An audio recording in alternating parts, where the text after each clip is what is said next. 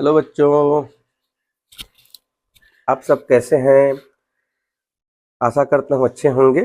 तो आज हम कक्षा 6वीं के पृथ्वी पर जीवन और सौरमंडल पाठ और कक्षा 8वीं के आकाश दर्शन जो अध्याय है उसको एक साथ लेकर हम आगे आज का अध्ययन करेंगे। तो 8वीं का जो आकाश दर्शन अध्याय है उसमें हमें 4 चीज़ों के बारे में दिया गया है। वो 4 चीज़ हैं क्या क्या? ब्रह्मांड, उसके बाद है आकाशगंगा, आकाशगंगा में है सौरमंडल और सौरमंडल में है पृथ्वी। ये 8वीं में 4 चीज़ों के बारे में कहा गया है।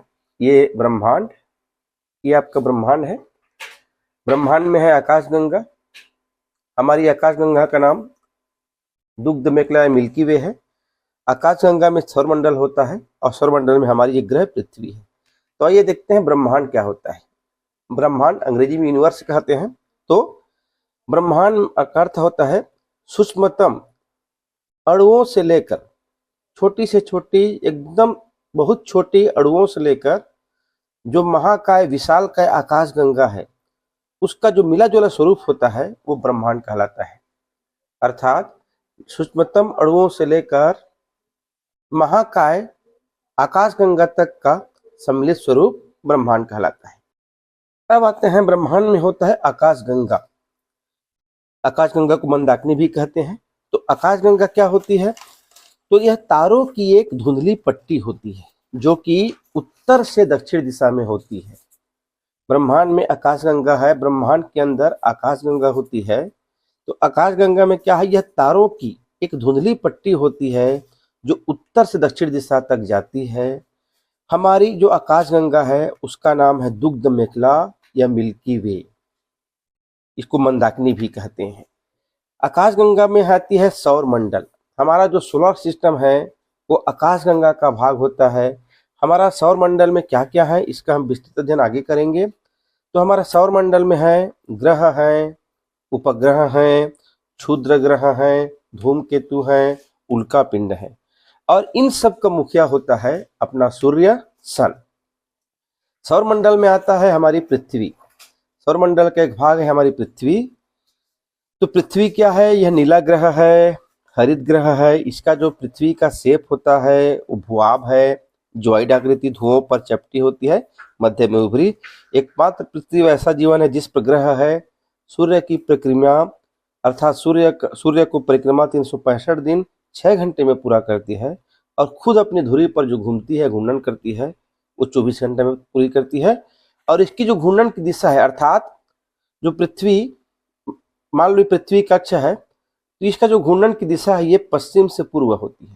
ये पश्चिम से पूर्व इसकी घूर्णन की दिशा होती है और इस दिशा में घूमते घूमते घूमते ये सूर्य की परिक्रमा करती है। ब्रह्मांड में आकाशगंगा, आकाशगंगा में मंदाकिनी, मंदाकिनी में दुग्ध मेखला, फिर सौरमंडल, फिर पृथ्वी। इसको हम वेन आरेख के रूप में इस तरह समझ सकते हैं। ब्रह्मांड, पूरी ब्रह्मांड में मंदाकिनी शामिल है। मंदाकिनी में आकाशगंगा है, आकाशगंगा में मिल्की वे है और मिल्की वे में सौर परिवार है। फिर सौर परिवार में हमारा ग्रह पृथ्वी है। फिर पृथ्वी में हमारा महाद्वीप एशिया है। फिर महाद्वीप एशिया में हमारा देश भारत है। फिर हमारा देश भारत में हमारा राज्य छत्तीसगढ़ है। फिर हमारा छत्तीसगढ़ में हमारा राज्य जिला है। फिर जिला में हमारा विकासखंड पुसौर है और पुसौर में हम ग्राम छपोरा है। तो इस तरह से पूरा ये वेन आरेख बना हुआ है। तो अब आगे चलते हैं। अब पढ़ते हैं सूर्य को। तो सूर्य क्या है? तो सूर्य एक तारा है। सूर्य एक तारा है जो अत्यधिक गर्म गैसों से बना एक तारा है जिस पर 2 गैस, एक गैसीय गोला है सूर्य, जिस पर 2 गैसों की प्रमुखता होती है, उपस्थिति होती है, एक हाइड्रोजन, दूसरा हीलियम। तो सूर्य खुद में एक तारा है, गैसीय गोलों से बना हुआ है, अत्यधिक गर्म गैसों से बना हुआ एक तारा है जिसके में हाइड्रोजन और हीलियम गैस की उपस्थिति होती है। और ये जो जितने भी ग्रह हैं ये समस्त ऊर्जा का स्रोत सूर्य से ही प्राप्त होती है। तो सूर्य के प्रश्न आता है, सूर्य के में ऊर्जा का होने का प्रमुख कारण क्या है? तो सूर्य में ऊर्जा होने का प्रमुख कारण है उसके केंद्र पर नाभिकीय संलयन होता है। सूर्य के केंद्र में नाभिकीय संलयन होता है जिस कारण से ऊर्जा उत्सर्जित होती है। ठीक है, अगला है सूर्य द्वारा ऊर्जा देते रहने का समय। सूर्य हमको कब तक ऊर्जा देगी? तो सूर्य हमको ऊर्जा देगी 10 के घात 11 वर्ष। आप 10 के 11 बार गुणा कीजिए, जितना होगा उतना साल तक हमको सूर्य ऊर्जा देते रहेगी। अगर सूर्य की सतह पर धब्बा हो जाता है, यदि सूर्य की सतह पर धब्बा है मतलब पृथ्वी पर चुंबकीय झंझावात उत्पन्न होगी। अगर सूर्य की सतह पर धब्बा है तो पृथ्वी पर चुंबकीय झंझावात उत्पन्न होगी, और सूर्य अर्थात जब चुंबकीय झंझावात उत्पन्न होगी तो रेडियो, मोबाइल जितने के सिग्नल्स हैं वो सब प्रभावित होती हैं। छठवां है, अगर सूर्य ग्रहण के समय सूर्य का जो भाग दिखाई देता है उस भाग को सूर्य किरीट कहते हैं, और यह बाहरी परत होता है। इससे एक्सरे किरणों का उत्सर्जन होता है, इससे हम सूर्य का मुकुट भी कहते हैं। तो यहाँ से एमपी प्रश्न हो गया कि सूर्य एक तारा है, स्वयं में एक तारा है, समस्त ऊर्जा का स्रोत है, अत्यधिक गर्म गैसों से बना हुआ है, हाइड्रोजन हीलियम की उपस्थिति होता है, 10 के घात 11 से हमको इसका ऊर्जा मिलती रहेगी। ठीक है, अब आते हैं कि सूर्य और पृथ्वी के बीच दूरी कितनी है। सूर्य और ये सूर्य है हमारा, ये हमारी ग्रह पृथ्वी है। तो आइए देखते हैं कि सूर्य से और पृथ्वी के बीच दूरी कितनी है। सूर्य और पृथ्वी के बीच दूरी कितनी है? अब दूरी को हम सबसे शुरू मापते हैं, सबसे छोटी इकाई लगभग होती है सेंटीमीटर, सेंटीमीटर होती है, मीटर होती है, किलोमीटर होती है। लेकिन ये इतनी इन दोनों के बीच इतनी दूरी होती है कि ये जो पैमाना है ये कोई काम नहीं आने वाला। सूर्य और पृथ्वी के बीच की दूरी को मापने के लिए ये जितने मीटर, किलोमीटर, सेंटीमीटर, ये कोई पैमाना काम नहीं वाला। इसके बीच की दूरी को हम मापते हैं प्रकाश वर्ष से। प्रकाश वर्ष, लाइट ईयर। जितने भी खगोलीय पिंड हैं, जितने भी तारा हैं, उनसे जो पृथ्वी की दूरी हम मापते हैं वो प्रकाश वर्ष से मापा जाता है। तो प्रकाश वर्ष क्या है? तो प्रकाश वर्ष होता है दूरी का मात्रक। प्रकाश वर्ष दूरी का मात्रक होता है, लाइट ईयर। तारों की दूरी प्रकाश वर्ष में मापी जाती है। तो तारों की दूरी है, उसका मापने का पैमाना है प्रकाश वर्ष। अब प्रकाश वर्ष होता क्या है? जो प्रकाश की चाल है, प्रकाश की चाल 1 सेकंड में, अर्थात 1 सेकंड में प्रकाश की चाल जो है, प्रकाश 3 लाख किलोमीटर की दूरी तय करती है। विद इन 1 सेकंड में प्रकाश 3 लाख किलोमीटर की दूरी तय कर देती है। अर्थात 1 मिनट में कितना करेगी? हमको 3 लाख में 60 का गुणा किए तो लगभग ये 18 गुणी 10 के घात 6 किलोमीटर, इतना दूरी 1 मिनट में प्रकाश तय करती है। अब हम निकालते हैं 1 घंटा में कितना करती है, उसके लिए फिर से 60 का गुणा करना पड़ेगा। तो ये आ जाती है 108 गुणी 10 के घात 7 किलोमीटर। अब निकालते हैं 1 दिन में कितना करेगी, तो 1 दिन में 24 घंटा होता है। 1 दिन में 24 घंटा। 1 वर्ष में कितना करेगी, तो हम 24 में 24 घंटा गुणित 365 दिन गुणित 108 गुणित 10 के घात 7, अर्थात 9.46 गुणित 10 के घात 12 किलोमीटर, ये 1 वर्ष में प्रकाश की चाल होती है। ठीक है, तो इस तरह से एक प्रकाश वर्ष किसका मात्रक है? दूरी का मात्रक है। यह 1 वर्ष में 9.46 गुणित 10 के घात 12 किलोमीटर की दूरी तय करती है। तो आइए देखते हैं कि सूर्य और पृथ्वी के बीच दूरी कितनी है। तो ये सूर्य है, सूर्य का प्रकाश पृथ्वी पर पहुंचने में जो समय लगता है वो समय है 8 मिनट 20 सेकेंड। 8 मिनट 20 सेकेंड, अर्थात यदि हम 8 मिनट 20 सेकेंड को सेकेंड में निकालें तो ये 500 सेकेंड होता है। 500 सेकेंड। अब 1 सेकेंड में प्रकाश की चाल 3 लाख, तो 500 सेकेंड में प्रकाश की कुल होगा 15 करोड़ किलोमीटर दूर। सूर्य से पृथ्वी की दूरी हम सेकेंड में निकालते हैं, यह मिनट में होती है 8 मिनट 20 सेकेंड, सेकेंड में होती है 500 सेकेंड। अब 1 सेकेंड की दूरी 3 लाख किलोमीटर है, तो 500 सेकेंड में कितना होगा?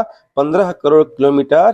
तो इस तरह से पृथ्वी से सूर्य के बीच दूरी हो जाती है 15 करोड़ किलोमीटर, या हम कहेंगे पृथ्वी से सूर्य की दूरी 8.3 प्रकाश मिनट दूर है।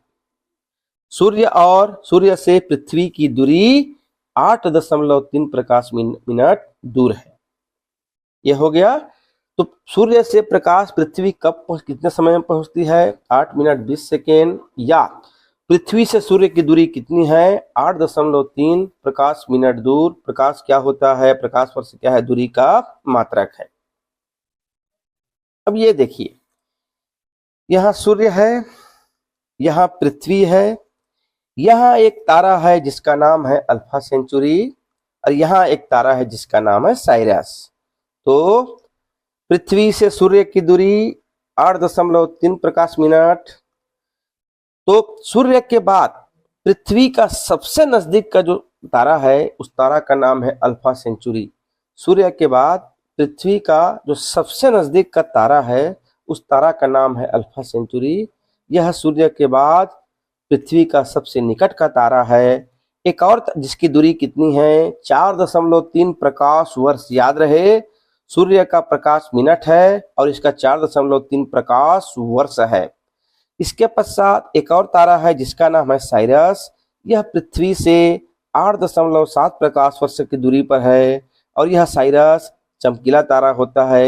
यह रात में सबसे अधिक चमकीला तारा होता है। तो सूर्य एक तारा है, सूर्य के बाद दूसरे नंबर पे दूरी अल्फा सेंचुरी, और चमकीला तारा वाला साइरस तारा। अब हम नक्षत्र मंडल पढ़ेंगे। नक्षत्र मंडल क्या होता है? आकाश में दिखाई देने वाले तारों का समूह, इसे हम कहते हैं नक्षत्र मंडल। इसकी संख्या लगभग 27 होती है। 27 नक्षत्र हैं। चंद्रमा पृथ्वी की परिक्रमा 27.3 दिन में पूरा करती है।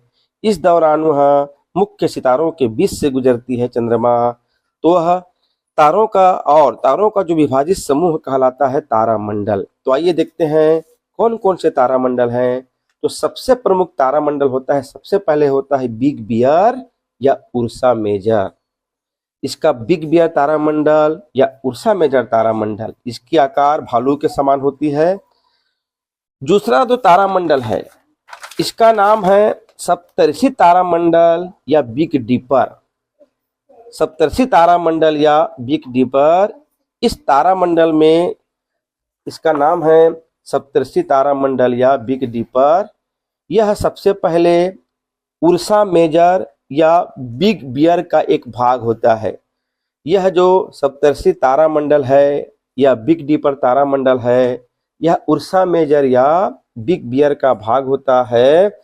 इसमें 7 तारे होते हैं जो सर्वाधिक चमकदार होते हैं, और इसकी आकृति बड़ी करछुल के समान होती है।